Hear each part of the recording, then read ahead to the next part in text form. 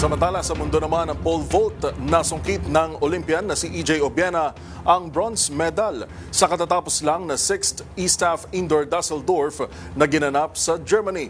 Na-clear ni EJ ang 5.70 meters para sa magandang pagbubukas ng kanyang indoor season. Narito si Matchpoint, Mili Borja.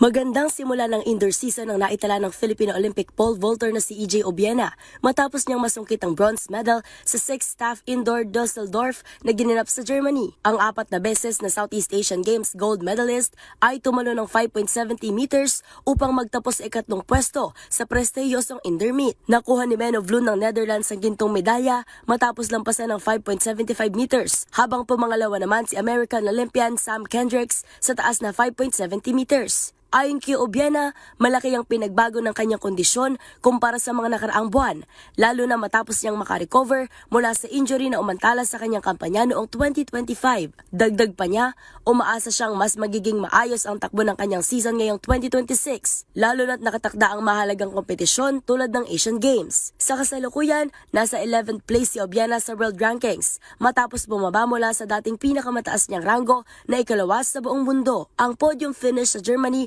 ay tinuturing na positibong senyales para sa Filipino pole vaulter habang unti-unti niyang binubuo muli ang porma at kumpiyansa sa international stage. Para sa MBC TV Network News, ito si Mili Borja ng DZRH TV, una sa Pilipinas, una sa Pilipino.